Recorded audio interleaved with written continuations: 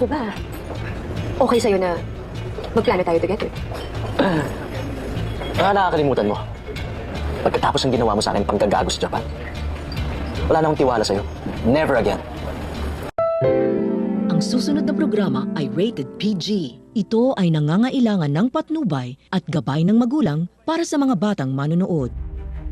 Patindi na po ng patindi ang mga eksena maging ang kaganapan na ating pagkatutukan at ating nga rin naman yung pagkasubaybayan dito lang sa ating pinagkakatutukan at pinagkakaabangan tuwing hapon na Mami Dearest. Simula pa lang din kasi ito na dito'y maililigtas na mula sa kapahamakan nitong si Emma, ang kanyang nanay Ligaya. Matapos na rin naman kasi na matagumpay nga rin naman kasi na nakawalat nakatakas na itong si Aning Ligaya sa mga kamay nga nitong si Jade.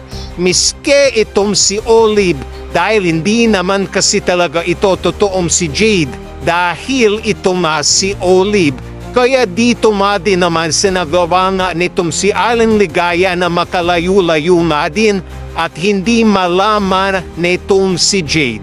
Ang nangyari nga sa kanya na nakawalat nakatakas na ito ay ang pagkakataon nga rin naman na makikita ito ni Emma at dito ay maililigtas na nitong si Emma ang buhay nga ng kanyang nanay Ligaya. At dito hindi na nga rin naman kasi magdadalawang isip pa itong si Emma na dito'y i-boost nga rin naman ang kanyang maitutulong dito nga rin naman sa kanyang ina.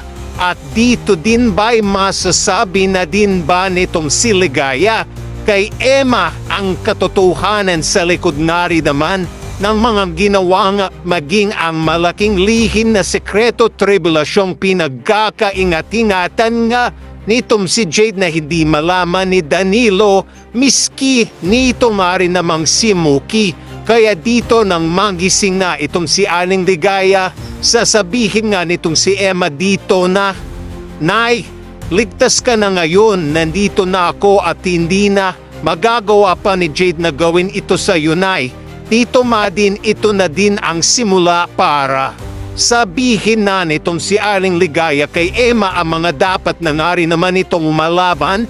Yan nga din ay ating pagkatutukan at ating nga rin naman yang pagkakaabangan.